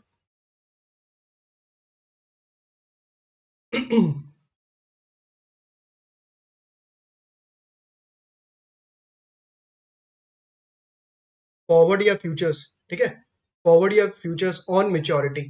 capital T is maturity, capital T is maturity, किसे आफ्टर 6 मंथ्स के बाद का। तो फॉरवर्ड या फ्यूचर्स का दाम क्या होगा? फॉरवर्ड या फ्यूचर्स का दाम क्या होगा sir? It will be spot price या spot rate plus interest cost plus storage cost minus convenience yield minus dividend yield या इंटरेस्ट यील्ड। ऐसा कुछ याद आ रहा है आपको इक्वेशन लेवल 1 के अंदर में? पढ़ा हुआ तो लग रहा है लेकिन याद नहीं आ रहा है। कोई को ऐसा फील हो रहा होगा, या कोई को आ रहा होगा सर ये तो पढ़े ही नहीं कभी। ऐसा क्या इक्वेशन, ये तो कभी पढ़ा ही नहीं लेवल 1 के अंदर में, आप फालतू बात कर रहे हैं। ये सब नहीं पढ़े हम लोग लेवल 1 के अंदर में। आप खाली चिपका रहे हैं लेवल 1 में तुम पढ़ा है, लेवल 1 में तुम पढ़ा है, ये तो पढ़े ही नहीं है। अरे भाई तुम नहीं पढ़ा होगा अलग बात है, बट था लेवल 1 के अंदर में, दिस वाज देयर, और जो पढ़ा है उसको याद आ रहा होगा। कोई दिक्कत नहीं, यहाँ पे अपने डिस्कस करेंगे कि सर फॉरवर्ड या फ्यूचर्स का दाम क्या होगा। फॉरवर्ड या फ्यूचर्स का दाम क्या होगा मेच्योरिटी पे? आज का स्पॉट प्राइस, अगर तुम आज शेयर बाई करता तो क्या दाम लगता? आज शेयर बाई करता तुम, क्या दाम लगता? बट फ्यूचर्स के अंदर में क्या अपना कुछ पैसा जाता है क्या? फ्यूचर्स या फॉरवर्ड के अंदर में एक्सेप्ट इनिशियल मार्जिन, प्लीज, हाँ, इनिशियल मार्जिन को छोड़ के अपना कुछ पैसा जाता है क्या? बिल्कुल भी नहीं। आज कुछ नहीं जाता है पैसा, याद रखना। फॉरवर्ड या फ्यूचर्स के अंदर में एक्सेप्ट दैट इनिशियल मार्जिन, आज के दिन there is no outflow, unlike share का। अनलाइक शेयर का, बिकॉज आपको पता है जब आप शेयर बाई करोगे तो आज के दिन तो आपके पास से पैसा जाएगा। वेयर एज फॉरवर्ड और futures is just a contract, it is just a contract, forward commitment, तभी तो नाम है क्या? Forward commitment. एक कमिटमेंट है कि फ्यूचर में आप बाई या सेल करोगे, तो उस समय पैसा जाएगा। जब आप एक्चुअल में बाई या सेल करोगे उस समय पैसा जाएगा या आएगा। इसका मतलब आज तो सर कोई पैसा आ रहा जा रहा नहीं। इसका मतलब जो पैसा जा नहीं रहा है उस पर आप इंटरेस्ट कॉस्ट आपका सेव हो रहा है, इंटरेस्ट कॉस्ट सेव हो रहा है ना, अपॉर्चुनिटी कॉस्ट सेव हो रहा है। तो sir because of that future का दाम इंटरेस्ट कॉस्ट से अपने हाई करना चाहिए। सर जो पैसा जा नहीं रहा है उस पर अपने पक्का इंटरेस्ट कमा रहे हैं, उस पर अपने पक्का इंटरेस्ट कमा रहे हैं। और किस पे इंटरेस्ट कमा रहे होगे in case of futures price या फॉरवर्ड प्राइस? बिकॉज उसके अंदर there is no initial outflow. तो sir there is no initial outflow, that is why जो फॉरवर्ड या फ्यूचर्स प्राइस होगा उससे इंटरेस्ट कॉस्ट क्या होना चाहिए? ऐड होना चाहिए। मतलब अपने स्पॉट प्राइस में ऐड करेंगे interest cost, so that futures price उसके बराबर हो जाए। बिकॉज इंटरेस्ट कॉस्ट अपने क्या कर रहे हैं? बचा रहे हैं। फॉरवर्ड या फ्यूचर्स के अंदर में सर इंटरेस्ट कॉस्ट अपने क्या कर रहे हैं? सेव कर रहे हैं। तो to prevent the arbitrage will have to add interest cost. तो जो भी चीज अपने बचा रहे हैं ना फॉरवर्ड या फ्यूचर्स के अंदर में, उससे अपने फॉरवर्ड या फ्यूचर्स को बढ़ाएंगे, इंक्रीज करेंगे। स्टोरेज कॉस्ट, स्टोरेज कॉस्ट खास करके कमोडिटी में काम आता है। स्टोरेज कॉस्ट कमोडिटी, जैसे वीट, ठीक है, राइस, तो वो तो अपने स्टोर करते हैं। अगर अपने स्पॉट आज डिलीवरी ले ले गेहूं का और राइस वगैरह का, तो अपने उसको स्टोर करेंगे। Whereas if we buy the forward और फ्यूचर्स कॉन्ट्रैक्ट, तो अपना स्टोरेज कॉस्ट लगेगा, अपना स्टोरेज कॉस्ट नहीं लगेगा, मतलब it's a benefit, it's a benefit. इसका मतलब फॉरवर्ड और फ्यूचर्स में जो भी सेव कर रहे हैं उसको क्या करना पड़ेगा, आपको ऐड करना पड़ेगा with respect to spot price. Sir अपने स्टोरेज कॉस्ट क्या कर रहे हैं, सेव कर रहे हैं, जो चीज आप सेव कर रहे हो ना उससे आप फॉरवर्ड कॉन्ट्रैक्ट क्या होगा, इंक्रीज होगा। कन्वीनियंस यील्ड, कन्वीनियंस यील्ड ये भी खासकर कमोडिटी में आएगा। कन्वीनियंस यील्ड कि अगर आपके पास कमोडिटी पड़ा है, व्हीट पड़ा है, कल के दिन अगर आप उसको आटा बनाना है, you have to convert that into आटा, तो आप क्या करोगे, यू कैन यूज दैट। आपके पास जो कमोडिटी पड़ा है उसको आप यूज कर लो। वेयर एज फॉरवर्ड या फ्यूचर्स पड़ा है तो क्या उसको तुम थोड़ी फिजिकल कमोडिटी में कन्वर्ट कर सकता है, हो। अरे आप बाई या सेल करोगे ना, तो आपके पास कन्वीनियंस थोड़ी है कि तुम तुरंत उसको लिक्विडेट कर सकता है, तुरंत तुम उसको फिनिश प्रोडक्ट्स में लिक्विडेट कन्वर्ट कर सकता है। So that you, that flexibility you don't have, that flexibility you don't have. तो जो चीज के लिए फ्लेक्सिबिलिटी नहीं है उसके लिए आप पे करोगे, बिल्कुल भी नहीं। दैट इज वाई क्या है, माइनस हुआ है। जैसे अपने फॉरवर्ड या फ्यूचर्स बाई करते हैं तो अपने को कन्वीनियंस नहीं मिलता है, तो सर जिस चीज में मेरे को फायदा नहीं मिलेगा उसके लिए मैं क्यों पैसा दूंगा, माइनस है, आसान है। डिविडेंड यील्ड या इंटरेस्ट यील्ड, डिविडेंड यील्ड या इंटरेस्ट यील्ड, स्टॉक बाई करेगा तो डिविडेंड मिलेगा, बॉन्ड बाई करेगा तो कूपन मिलेगा। स्टॉक बाई करेगा तो डिविडेंड मिलेगा और बॉन्ड बाई करेगा तो कूपन मिलेगा, बट फॉरवर्ड या फ्यूचर्स बाई करेगा तो ये सब कुछ मिलेगा नहीं। तो जो चीज नहीं मिलेगा तुम उसके लिए क्यों पे करेगा, तो जो चीज का फायदा नहीं मिलेगा why I will pay, that is why क्या है, माइनस है, दैट इज वाई क्या है, माइनस। ये समझ में आ रहा है आपको, प्लस या माइनस का लॉजिक, प्लस या माइनस का लॉजिक। प्लीज ये रटने मत बैठ जाना इक्वेशन, ऑब्वियसली सम्स करेंगे 4 बार 5 बार तो लर्न तो हो जाएगा, बट कॉन्सेप्चुअली आप सोचिए एक बार कि ये प्लस माइनस का लॉजिक क्या है। कि सर फ्यूचर्स में जो चीज से अपने को फायदा हो रहा है उसको अपने प्लस करेंगे, फ्यूचर से जो चीज का अपने को नुकसान हो रहा है उसको माइनस करेंगे, बस यही खेला है इसके अंदर। अच्छा फ्यूचर्स के अंदर में spot price plus interest cost अपने सेव करते हैं, क्योंकि फ्यूचर्स में तो अपने कुछ पे नहीं कर रहे हैं, तो इंटरेस्ट कॉस्ट सेव कर रहे हैं, अपॉर्चुनिटी कॉस्ट, इसलिए फ्यूचर्स में अपने ऐड करेंगे। स्टोरेज कॉस्ट भी अपना नहीं लगता फ्यूचर्स के अंदर में, that is why we will what add. But sir अपने कन्वीनियंस नहीं मिलता है फ्यूचर्स के अंदर, तो माइनस, और डिविडेंड या इंटरेस्ट या फायदा नहीं मिलता है, तो अपने फ्यूचर्स में क्या करते हैं उसको, ठीक है। डिविडेंड यील्ड या इंटरेस्ट यील्ड को अपने बोलते हैं मॉनेटरी बेनिफिट, मॉनेटरी बेनिफिट, और कन्वीनियंस यील्ड को अपने बोलते हैं non monetary benefit, non monetary. तो spot price plus interest cost plus storage cost minus convenience yield minus dividend yield and interest yield. अब थोड़ा सा लेवल 1 का इक्वेशन लिख देता हूँ, तो हो सकता है अब याद आ जाए आपको। एफ टी, सर एफ मतलब फ्यूचर्स या फॉरवर्ड, सर टी मतलब मेच्योरिटी, मेच्योरिटी का। S zero, sir spot price as on today 1 + RF to the power T. अब याद आया कोई को ये equation, sir F T, sir forward या फ्यूचर्स का दाम equal to what, spot rate as on today into 1 + risk free rate to the power T. Sir ये टी क्या है, फॉरवर्ड या फ्यूचर्स का मेच्योरिटी, फॉरवर्ड या फ्यूचर्स का क्या मेच्योरिटी है, ठीक है। एक बार अगर अपने स्टोरेज कॉस्ट को इग्नोर कर दे, कन्वीनियंस यील्ड को इग्नोर कर दे, स्टोरेज कॉस्ट को इग्नोर कर दे, कन्वीनियंस यील्ड को इग्नोर कर दे, बचा क्या, dividend minus future value of dividend, FVD. Sir FVD का मतलब future value of dividend, future value of, या इंटरेस्ट जो भी आएगा, बॉन्ड आएगा तो इंटरेस्ट आ जाएगा, स्टॉक का बात करेंगे तो फ्यूचर वैल्यू ऑफ डिविडेंड आ जाएगा, right. Ignoring storage cost and convenience yield, दोनों को जीरो मान लिया। F T is equal to S zero into 1 + RF to the power T, ignoring, ignoring everything, ignoring dividend, ignoring storage cost and ignoring convenience yield. एक बार सब कुछ ignore कर दीजिए, सारा चीज को इग्नोर करिए, और मानिए सर फ्यूचर प्राइस क्या है, S zero into 1 + RF to the power T, S zero into 1 + RF to the power T, where F T is the future price, S zero is the spot price, RF is the risk free rate, T is the maturity, T is the. अपने cash and carry arbitrage को explore करेंगे कि sir कैसे arbitrage कमा सकते हैं, how can we earn the arbitrage. देखना example, this is zero as on today, this is 6 months, क्या चीज का सर, फॉरवर्ड या फ्यूचर्स का मेच्योरिटी है, फॉरवर्ड या फ्यूचर्स का क्या मेच्योरिटी 6 महीने का, ठीक है। रिस्क फ्री रेट इससे 5%, and this 5% is EAY. EAY, effective annual yield. EAY, effective annual yield, नाम तो सुना ही होगा, इफेक्टिव एनुअल यील्ड। तो 5% अगर इफेक्टिव एनुअल यील्ड है तो क्या अपने 6 मंथ्स में कन्वर्ट करने के लिए डिवाइड बाई 2 कर सकते हैं क्या? बिल्कुल भी नहीं। इफेक्टिव एनुअल यील्ड है, you can not divide that interest rate of by 2, क्योंकि 6 मंथ्स के लिए निकालना है ना। तो कोई के मन में नहीं आना चाहिए सर 2.5, 5% फुल ईयर के लिए इफेक्टिव एनुअल यील्ड, तो सर 6 महीने के लिए कितना 2.5%, एकदम गलत सोच रहा है तो, क्योंकि डिवाइड बाई 2 नहीं करेंगे तो सर क्या करेंगे, पावर, क्या करेंगे, पावर। ठीक है, पावर से प्ले करेंगे। S0 is say 1000, S0 is say 1000, S0 is say 1000, therefore FT, चलिए कैलकुलेशन स्टार्ट करिए, अब कैलकुलेशन स्टार्ट करिए। FT, सर फ्यूचर का दाम विल बी स्पॉट का दाम into 1 plus RF to the power T। S0 is 1000,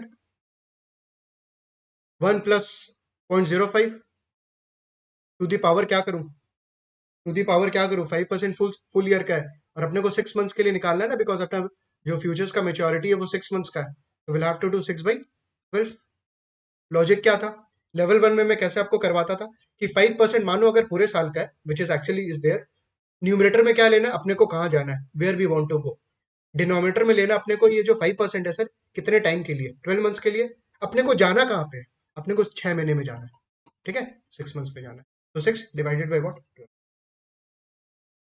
compute करना कितना आ रहा है,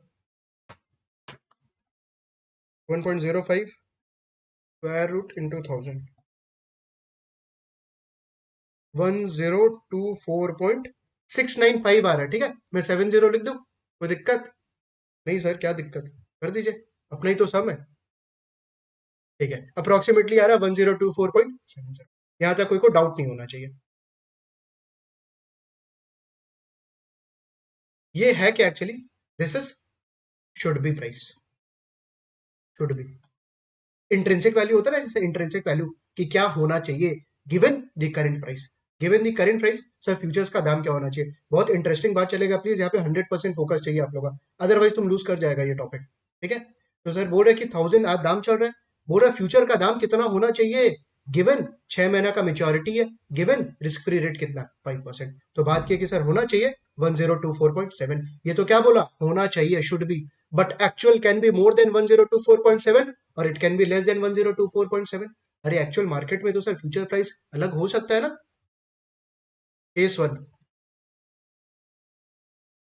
एक्चुअल फ्यूचर्स का जो दाम चल रहा है दैट इज से 1030, एक्चुअल फ्यूचर का जो दाम चल रहा है that is actually what 1030। Sir ये कहां से आया, मैंने अपने मन से लिया भाई, एक्चुअल दाम चल रहा है 1030। तो क्या फील आ रहा है आपको यहाँ पे, फ्यूचर्स ओवर प्राइस्ड है या अंडर प्राइस्ड, फटाफट, फ्यूचर्स ओवर प्राइस्ड है या अंडर प्राइस्ड। बोला कि होना चाहिए सर 1024.7, दाम चल रहा है 1030, तो the futures is actually what over priced, futures are actually what over priced. Reason, actual FT is greater than theoretical FT, theoretical FT. Sir जो एक्चुअल फ्यूचर्स का दाम है ना विच इज 1030, तो 1024.7 से ज्यादा है, therefore futures are actually what over priced. तो जो चीज ओवर प्राइस्ड होता है उसको अपने क्या करते हैं, बाई या सेल, जो भी चीज ओवर प्राइस्ड होता है व्हाट वी डू, बाई और sell, we sell, we sell. तो अपने यहाँ पे क्या करेंगे, फ्यूचर्स को सेल करेंगे एंड स्पॉट को बाई करेंगे, फ्यूचर्स को सेल करेंगे एंड स्पॉट को बाई करेंगे। सर फ्यूचर सेल तो समझ में आ गया मेरे को, फ्यूचर सेल आप सही बोल रहे हो कि 1030 दाम चल रहा है तो फ्यूचर्स को सेल करिए, बट अब ये स्पॉट क्यों बाई करवा रहे हो, इसलिए बाई कर रहा हूँ because spot is under priced, because spot is under priced है। सर अंडर प्राइस्ड कैसे, देखो स्पॉट कैसे अंडर प्राइस्ड है, देखिएगा 1030 एक्चुअल एफ चल रहा है, 1030 एक्चुअल एफ चल रहा है ना, इसको एक काम करो तो स्पॉट प्राइस निकालो, तो 1030 से स्पॉट प्राइस निकालो। सर कैसे निकाले, अरे बाबा F is equal to S into 1 plus R F to the power T है, हाँ सर है। एफ पता है 1030, हाँ सर पता है। एस पता है, नहीं सर वही तो पता करना है, 1.05 to the power half, spot निकालो, 1.05 हाफ,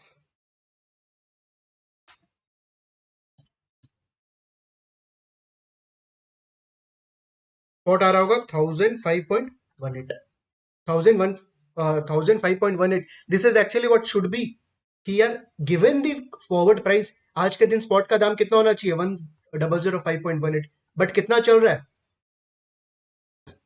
अंडर प्राइस है कि नहीं स्पॉट, एकदम है। ये समझ में आया आपको यहाँ पे? अरे इतना डिक करके जरूरत नहीं है आपको समझने का, वैसे समझने का जरूरत नहीं है, क्योंकि मैं डायरेक्टली लिख सकता था forward sell and spot buy. But spot buy क्यों कर रहा है तुम, ये चीज सोचना पड़ेगा एक बार आपको वेट करके कि अगर अपने सर फॉरवर्ड सेल कर रहे हैं स्पॉट बाई क्यों कर रहे हैं। फॉरवर्ड सेल तो किया because it is over price, but spot buy क्यों किया, क्योंकि सर स्पॉट का दाम होना चाहिए था 1005.18, बट मार्केट में कितना चल रहा है 1000, तो स्पॉट क्या अंडर प्राइस है, तो जो अंडर प्राइस रहेगा उसको क्या करेंगे भाई, we will go what long.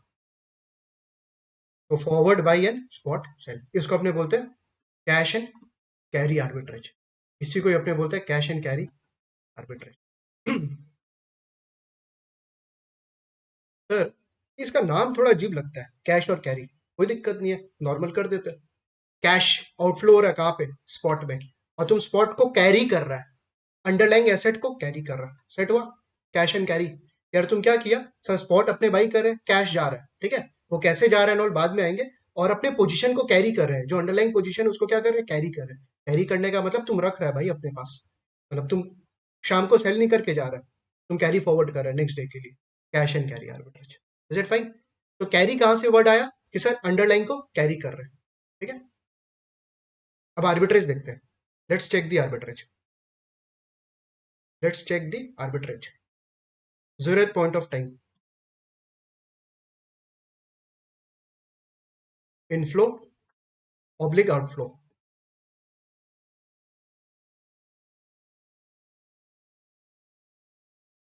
आज के दिन तुम क्या किया, आज के दिन क्या किया सर, फॉरवर्ड सेल किया, आज के दिन क्या किया, फॉरवर्ड सेल किया, एफ माइनस लिखूं, तो फॉरवर्ड सेल किया तो आज के दिन आपको कोई पैसा मिलेगा क्या, आज के दिन आपको कोई पैसा मिलेगा क्या, फॉरवर्ड सेल किया तो कुछ नहीं। कोई प्लीज ये मत सोचना कि हाँ सर कुछ पैसा मिलेगा क्योंकि सेल किए हैं। अरे फॉरवर्ड सेल करने का मतलब क्या, it is just a contract to sell the underlying in the future at the price decided today, at the price decided today. तो सर आज के दिन ना कोई इनफ्लो होने वाला ना ही कोई आउटफ्लो होने वाला, तभी मैंने जीरो लिखा है।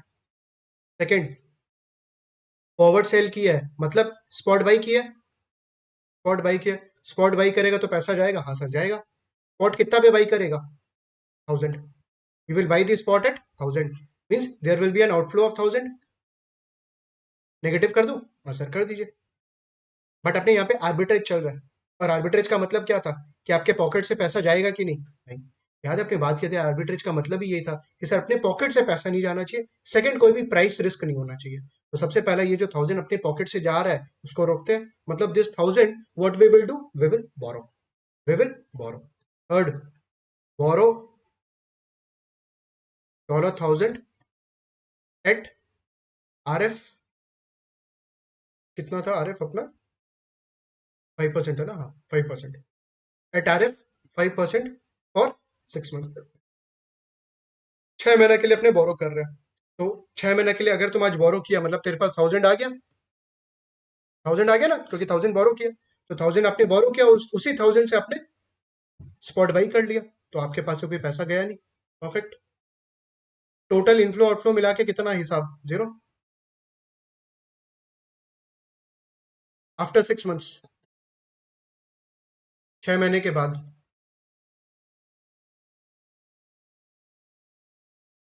इनफ्लो आउटफ्लो,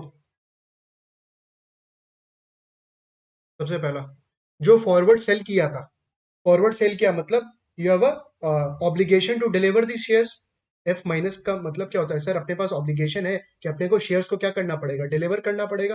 तो सर वो शेयर्स आना तो चाहिए, अरे आया है ना, आपने स्पॉट बाई किया, सोचो चीज को। सर एफ माइनस का मतलब you have a contract to deliver the shares, आपके पास कॉन्ट्रैक्ट है कि आपको शेयर्स को डिलीवर करना पड़ेगा, बट सर शेयर्स होना तो चाहिए, अरे आपने बाई किया ना स्पॉट पे शेयर्स, वही तो आपको डिलीवर करना है, deliver the shares at F minus, ये तो कॉन्ट्रैक्टेड प्राइस है। And what is your contract contracted price, ये रहा एक्चुअल एफ। प्लीज कोई गलती से ये मत ले लेना 1024.7, क्यों, क्योंकि मैंने क्या लिखा है, शुड बी, क्या होना चाहिए, और दाम कितना चल रहा है 1030। अरे कोई भी एक्सचेंज होगा किस प्राइस पे होगा, आपके जो दिमाग में है वो प्राइस, या जो एक्चुअल चल रहा है वो, जो एक्चुअल चल रहा है वो। मतलब 1030। तो deliver the shares at F minus, तो 1030 क्या होगा, मिलेगा आपको पैसा। अरे शेयर्स आपने डिलीवर किया है भाई, बेचा है, तो आपको पैसा मिलेगा 1030 प्लस लिखा है। स्पॉट का कुछ करना है क्या मेरे को, नहीं, अरे स्पॉट हो चुका ना, जो शेयर्स आपने बाई किया हुआ था वही तो आपने डिलीवर किया एफ माइनस के अंदर। तो जो पैसा बोरो किए थे वो चुकाना पड़ेगा अपने को, वो चुकाना पड़ेगा।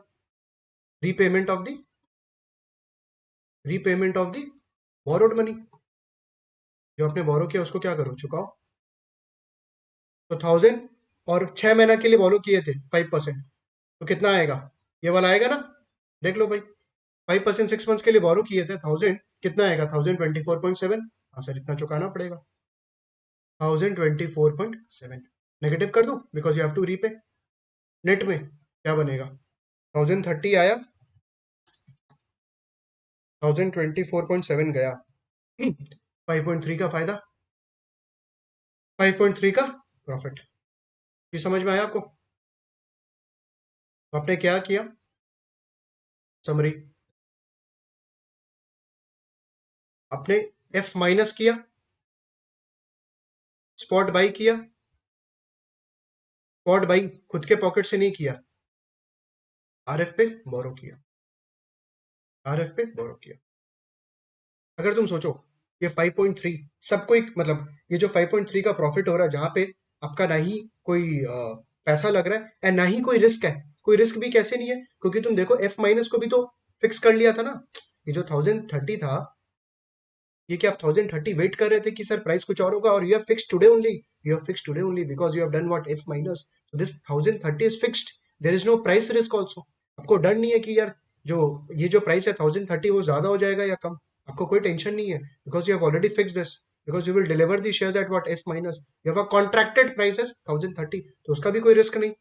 जो बोरिंग किया हुआ था पैसा वो भी फिक्स है 5%, तो वो भी आपको कोई रिस्क नहीं, तो सारा आपका रिस्क कवर्ड है। उसके बाद भी are able to earn what, 5.3। This is actually what, arbitrage profit. This is actually what, arbitrage profit. अगर सबको ये करना स्टार्ट कर दे, सबको ये स्टार्ट कर दे, क्योंकि 5.3 तो सबको ही को लग रहा है कि यार कमाते हैं फ्री में, तो क्या होगा, सबको अगर फ्यूचर सेल करना स्टार्ट कर देगा, what will happen to the futures price, what will happen to the futures price. ये सबको अगर 1030 पे सेल करना स्टार्ट कर दे तो क्या होगा, 1030 नीचे जाएगा, मतलब फ्यूचर्स प्राइस क्या होगा, गिरेगा, फ्यूचर्स प्राइस गिरेगा। स्पॉट प्राइस क्या होगा, सबको अगर स्पॉट पे बाई करना स्टार्ट कर दे तो, if everyone starts buying at the spot, spot price will increase because of the demand. Risk free rate क्या होगा, सर सबको अगर बोरो करना स्टार्ट कर दे तो एट आरएफ, इंटरेस्ट रेट क्या होगा, बढ़ेगा, इंटरेस्ट रेट बढ़ेगा। अल्टीमेटली आर्बिट्रेज कहाँ आपकी रुकेगा, जो जो फ्री का प्रॉफिट है ना 5.3, वो कहाँ पे आके रुकेगा, sir if forward is equal to spot into 1 plus RF to the power t. This is actually no arbitrage price. This is actually no arbitrage. कि सर अगर फॉरवर्ड नीचे जाना स्टार्ट कर दे, स्पॉट ऊपर जाना स्टार्ट कर दे, आरएफ ऊपर जाना स्टार्ट कर दे, और अगर ये जो इक्वेशन है ये सेटिस्फाई हो जाए, तो sir there will be no arbitrage. क्यों, क्योंकि सोचो 1024.7 होना चाहिए और 1024.7 ही चल रहा है, इतना ही चल रहा है, तो एक्चुअली कहाँ पे चेंज होगा, ये सेम रहेगा, this will remain the same, ये भी सेम रहेगा। जब तुम फ्यूचर्स डिलीवर करेगा इस बार कितना पे करेगा, 1024.7, क्योंकि मैंने बोल दिया वही दाम चल रहा है, इसी प्राइस पे डिलीवर करेंगे, 1024.7 आएगा, 1024.7 जाएगा, ultimately no profit no loss, ultimately no profit और नो।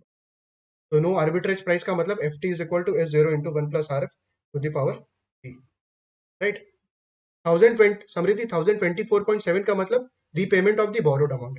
आपने 1000 बोरो किया था बैंक से, कितना पे, 5% पे, 6 मंथ्स के लिए, तो 1024.7 आया कहां से, ये रहा। आपने 1000 बाइक बोरो किया था ना बैंक से 5% के ब्याज पे फॉर 6 मंथ्स, तो कितना आपको बैंक को चुकाना पड़ेगा, 1024.7, वही लिखा है मैंने, 1024.7। Repayment of the borrowed amount, 1000 बोरो किया था, पेमेंट करना पड़ेगा बैंक को 1024.7, और डिलीवर करेंगे शेयर्स को 1030 पे, तो ये पैसा आएगा। Is it fine. तो F T is equal to S zero into one plus R F to the power T हो जाए, तो मतलब सर यहाँ पे कोई आर्बिट्रेज नहीं। This was your case one, cash and carry arbitrage, cash and carry arbitrage. Case two, reverse cash and carry arbitrage, reverse cash and carry arbitrage. Future price should be, future price should be कितना था, 1024.70 था। Case one अपने कितना लिए थे, 1030 लिए थे। Case to के अंदर में एक्चुअल एफटी, पर एक्चुअल जो दाम चल रहा है ना फ्यूचर्स का, मान लीजिए 1020 है, मान लीजिए 1020 है, तो 1020 पे अब इस बार फ्यूचर्स ओवर प्राइस्ड है या under priced, futures over priced है या अंडर प्राइस्ड।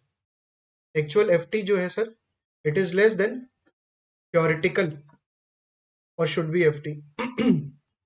तो फ्यूचर प्राइस इस बार एक्चुअली क्या, अंडर प्राइस्ड है। This is actually what, under priced. इस बार क्या करेंगे, फ्यूचर्स को क्या करेंगे, फ्यूचर्स बाई करेंगे, बिकॉज जो चीज का दाम 1024.7 होना चाहिए था, उसका दाम कितना चल रहा है, 1020। तो this time what we will do F plus and what spot को माइनस, बिकॉज स्पॉट क्या है, इस बार ओवर वैल्यूड है। अरे फ्यूचर्स अगर अंडर वैल्यूड है तो स्पॉट क्या होगा, ओवर वैल्यूड होगा। जैसे अपने केस वन में कैलकुलेशन भी किए थे स्पॉट का, कि सर वहां पे क्या हो रहा था, फ्यूचर्स ओवर प्राइस हो रहा था, स्पॉट अंडर प्राइस हो रहा था। तो यहाँ पे futures is under price, that is why we will buy, and spot को क्या करेंगे, सेल करेंगे, because spot is actually what, over priced. ठीक है, जरूरत पॉइंट ऑफ टाइम पे क्या होने वाला है, आपने एफ प्लस किया है, एफ प्लस किया है, बताओ आज के दिन इज देयर एनी इनफ्लो और outflow, no, because you have just entered into a contract to buy the shares in after 6 months. 6 महीने पे आपने एक कॉन्ट्रैक्ट किया, फिर 6 महीने में मैं आऊंगा और मैं आपसे शेयर्स का डिलीवरी लूंगा। तो आज के दिन देयर इज नो इनफ्लो और आउटफ्लो, जीरो, इनफ्लो आउटफ्लो क्या, जीरो।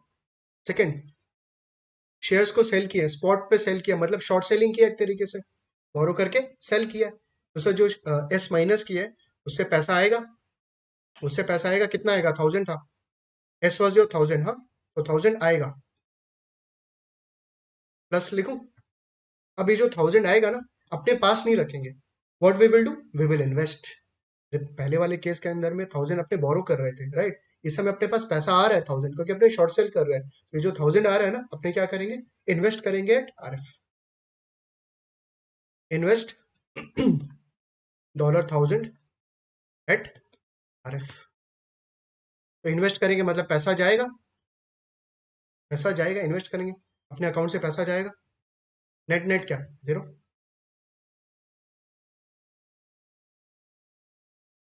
6 महीने में जो एफ प्लस किया है, इसका मतलब क्या, contract to by, F plus का मतलब क्या, contract to by. F plus में जो कॉन्ट्रैक्ट टू बाई किया, कितना पैसा जाएगा, ये रहा ना एक्चुअल वाला, 1020, 1020 जाएगा, सर जाएगा, बाई करेंगे। देखो शॉर्ट सेल किया हुआ था ना, तो शॉर्ट सेल करते जब अपने क्या करते, अपने को बाई करना पड़ता, तो बाई कर लेंगे और शॉर्ट सेलर को रिटर्न कर देंगे, मतलब जो जिससे बोरो किए, वो शॉर्ट सेलर क्या कर देगा, उसको रिटर्न कर देगा बाई करके। सेकंड, जो इन्वेस्ट किए थे 1000, जो इन्वेस्ट किए थे 1000, उससे पैसा आएगा,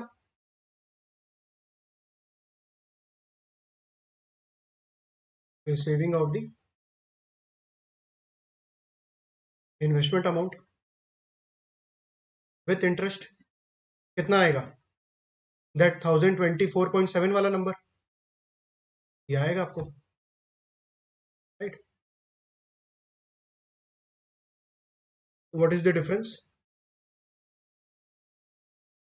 1024.7 आएगा और 1020 जाएगा, कितना डिफरेंस, 4.7। अगेन क्या, arbitrage profit, this is actually what, arbitrage profit, कि 4.7 सर आएगा मेरे को, right. 4.7 is actually what, arbitrage profit. यहाँ पे कोई भी आपके पॉकेट से पैसा आया गया स्टार्टिंग में, no. आज कुछ नहीं किया ना तुम, अरे स्पॉट पे सेल किया, तो वो जो पैसा आया आपने क्या कर दिया, इन्वेस्ट कर दिया। Actually there is no inflow और outflow as on today. Arbitrage का मतलब क्या था, कि आपके पॉकेट से कुछ भी नहीं लगना चाहिए, plus there should not be any price risk, price risk है ही नहीं, बिकॉज आपने एफ प्लस किया मतलब आपने प्राइस को फिक्स कर लिया, that you will buy at 1020, और जो इन्वेस्टमेंट अमाउंट है ये भी आपको पता है, बिकॉज आपने आरएफ पे क्या किया है, इन्वेस्ट किया है, तो ये भी आपको पता है 1024.7 आएगा। तो सब कुछ क्या है आपका फिक्स है, there is no uncertainty, there is no uncertainty in the transaction, तो there is a sure shot 4.7 का। सब कोई अगर करना स्टार्ट करे तो क्या होने वाला है, सब कोई अगर ये करना स्टार्ट कर दे तो क्या होगा, तो जो सब कोई अगर फॉरवर्ड बाई करे इस केस के अंदर में, सब कोई अगर सर फॉरवर्ड बाई करे तो क्या होगा, फॉरवर्ड का दाम बढ़ेगा, एफ विल इंक्रीज। सेकंड, सब कोई अगर स्पॉट पे सेल करना स्टार्ट कर दे, स्पॉट पे अगर सब कोई सेल करना स्टार्ट कर दे, स्पॉट का दाम गिरेगा। थर्ड, सब कोई आरएफ पे इन्वेस्ट करेगा, सब कोई आरएफ पे अगर इन्वेस्ट करेगा तो ऑब्वियसली आरएफ गिरेगा, इंटरेस्ट रेट क्या होगा, गिरेगा, क्योंकि जब तुम बोरो कर रहा था because of the demand, RF increase होगा, और सब कोई अगर इन्वेस्ट करेंगे at RF because of the supply pressure, RF will what, RF will. तो नो आर्बिट्रेज प्राइस क्या होगा, जहां पे कोई भी आर्बिट्रेज नहीं हो, no arbitrage price will be what, it will be F T is equal to S zero into 1 plus R F to the power, F T is equal to S zero into 1 plus R F.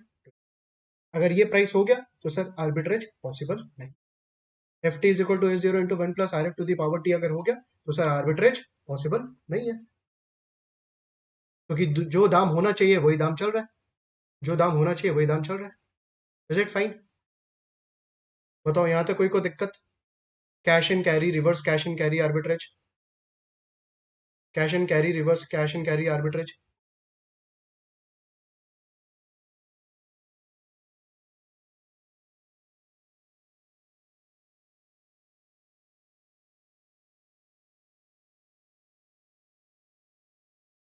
Net cost of carry, net cost of carry, ठीक है, तो अगर तुम asset को carry कर रहे हो तो नेट में क्या कॉस्ट लगेगा, नेट में क्या कॉस्ट लगेगा, sir interest cost plus storage cost, ये खर्च है, interest cost plus storage cost minus convenience yield minus dividend yield. तो क्या किया अपने, कॉस्ट लिए और उसको क्या कर दिया, नेट कर दिया, तो दिस इज माई कॉस्ट, और उसको क्या कर दो, नेट कर दो, तो नेट का मतलब जो भी बेनिफिट आ रहा है उसको माइनस कर दो, जो बेनिफिट आ रहा है उसको क्या करो, क्योंकि यार अगर आप कैरी करोगे एसेट को तो आपका इंटरेस्ट कॉस्ट लगेगा ना, क्यों, क्योंकि यार if you are buying the asset तो आज आपको पैसा देना पड़ेगा, अरे अंडरलाइन बाई कर रहे हैं अपने, फॉरवर्ड फ्यूचर्स नहीं बोल रहा हूँ, अंडरलाइन बाई कर रहे हैं, तो सर अगर बाई करेंगे तो इंटरेस्ट कॉस्ट लगेगा, अगर कमोडिटी है तो स्टोरेज कॉस्ट भी लगेगा, लेकिन अपने को कन्वीनियंस मिलेगा उस एसेट से, और अपने को डिविडेंड या इंटरेस्ट भी मिलेगा, तभी तो नाम क्या चल रहा है इसका, net cost of carry. Net क्यों, क्योंकि आप बेनिफिट क्या कर रहे हो, minus, this is your cost and this is your benefit, this is your benefit.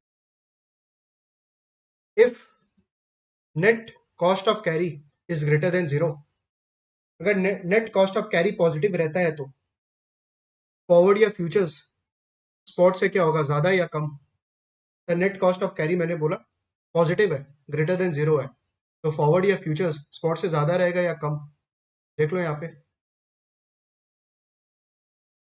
ये वाला पोर्शन अगर पॉजिटिव है पूरा तो सर ऑब्वियसली स्पॉट प्राइस में नेट कॉस्ट ऑफ कैरी अपने ऐड कर रहे हैं, तो फ्यूचर्स विल बी व्हाट, या forward will be what, greater than spot, will be greater than spot, इसको अपने बोलते हैं market is in कॉन्टैंगो, market is इन कॉन्टैंगो, इस तरह का फॉरवर्ड या फ्यूचर स्पॉट से ज्यादा है तो सर मार्केट क्या है, कॉन्टैंगो में। If net cost of carry is less than zero, मतलब फ्यूचर्स क्या, लेस देन स्पॉट, क्योंकि नेट कॉस्ट ऑफ कैरी क्या, स्पॉट में माइनस हो रहा है ना, तो सर स्पॉट में अगर माइनस हो रहा है तो फ्यूचर्स क्या हो जाएगा, कम हो जाएगा, market is in backwardation, market is in backwardation, अगर sir net cost of carry जो है वो पॉजिटिव है, जो फॉरवर्ड या फ्यूचर्स है वो स्पॉट से ज्यादा है, तो मार्केट किस में, कॉन्टैंगो में, और नेट कॉस्ट ऑफ कैरी अगर जीरो से कम है, अगर नेगेटिव है इसका मतलब futures is less than spot, market किस में, बैकवर्डेशन के अंदर, राइट। पॉइंट नंबर 3,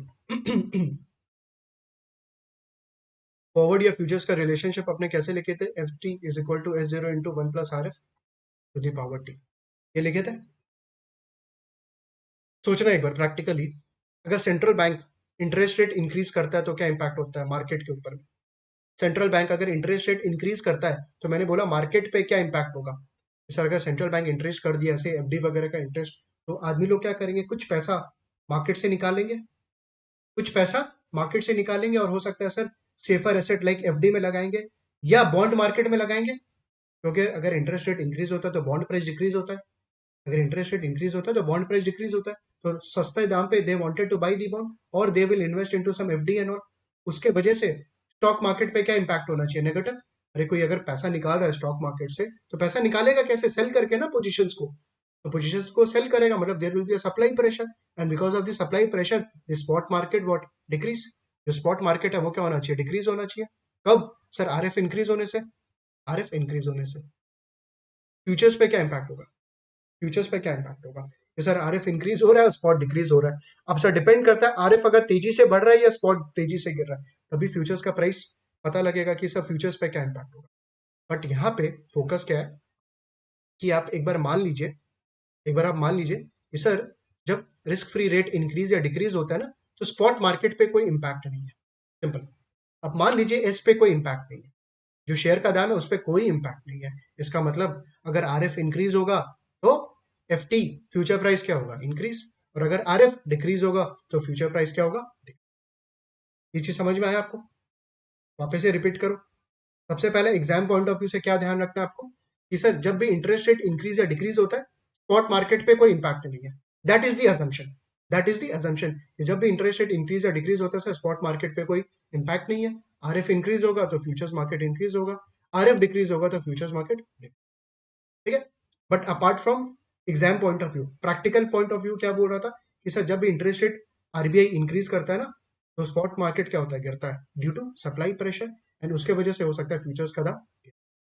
और अगर आरबीआई इंटरेस्ट रेट गिराता है तो आदमी लोग क्या करेगा, एफडी वगैरह से पैसा निकाल के स्टॉक मार्केट में लगाएगा, उसके वजह से एस क्या होगा, इंक्रीज हो सकता है, उसके वजह से FT bill.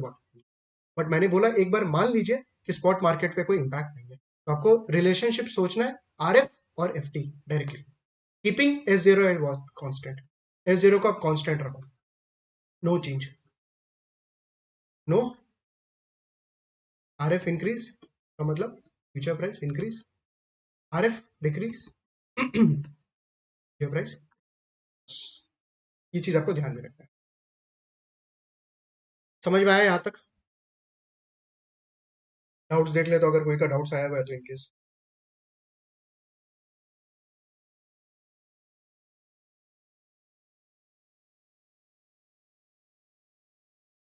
Theoretically reducing share price and increased FT will lead people to sell FT and buy stock to pull off cash and carry.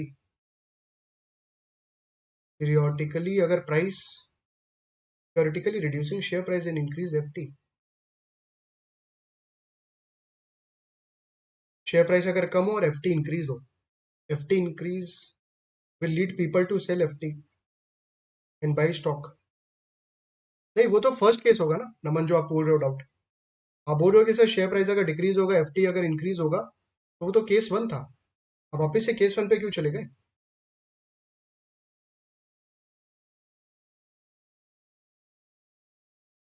In case कोई और डाउट आपका तो आप प्लीज मेरे से क्लास के बाद समझ लेना, बट जो मेरे को आपका डाउट समझ के मतलब समझ में आ रहा है रीड करके, मेरे को केस वन लग रहा है आपका कि सर अगर एक्चुअल एफटी ज्यादा होगा, तो एक्चुअल एफटी ज्यादा होगा तो ऑब्वियसली अपने फ्यूचर सेल करेंगे, स्पॉट बाई करेंगे,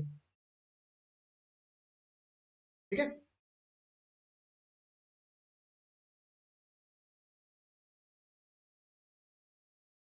ठीक है, कोई और डाउट था तो एक बार क्लास के बाद आप पूछ लीजिएगा, क्योंकि मेरे को रीड करके यही समझ में आ रहा है।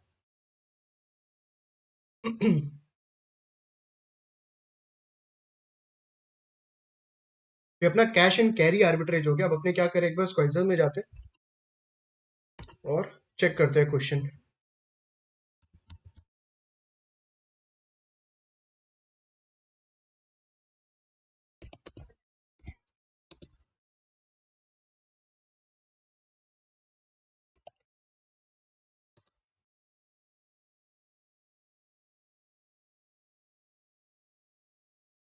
देख लो ये लोग भी इनिशियल पार्ट में एकदम बेसिक समझाया हुआ है, उसके बाद एलओएस नंबर बी में कैश एंड कैरी मॉडल है।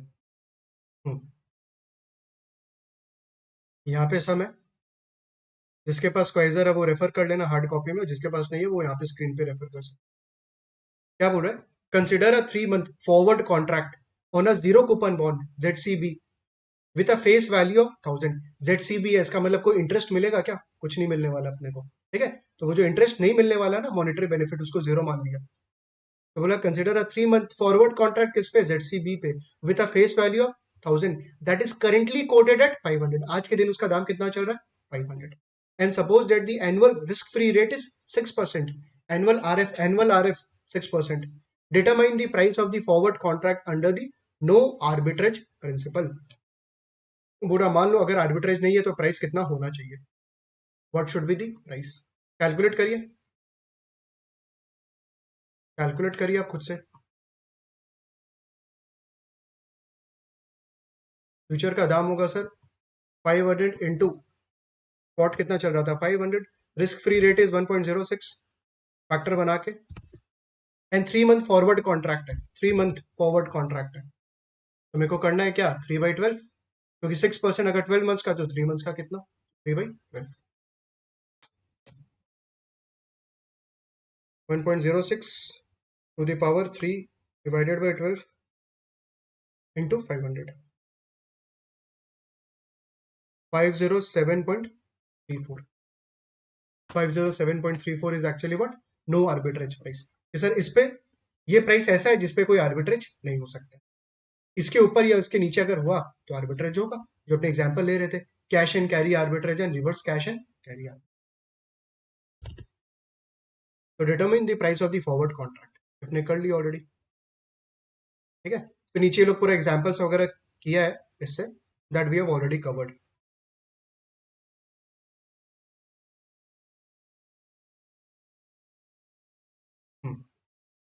तो यहाँ पे आपका ये एलओएस पूरा का पूरा कंप्लीट हो गया। This LOS has been covered. अपने दो चीज डिस्कस की अभी तक। सबसे पहला बेसिक्स डिस्कस कर लिए, ठीक है, फंडामेंटल्स डिस्कस किए, और उसके बाद आपका एलओएस नंबर बी जो है वो पूरा का पूरा कंप्लीट हो गया। तो पार्ट नंबर 2 हो गया।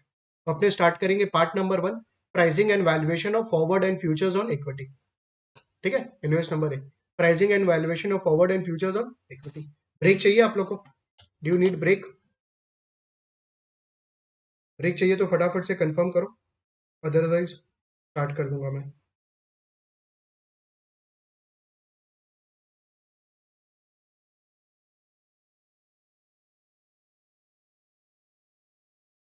कंफर्म करिए यस और नो के अंदर में।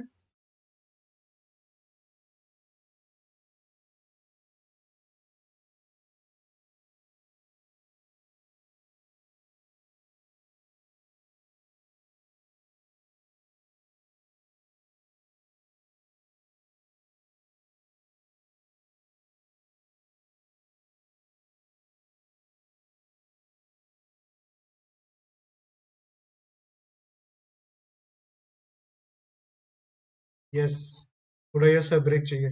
ठीक है, ब्रेक ले लीजिए। Let's take a break for 5-7 minutes और उसके बाद आते हैं।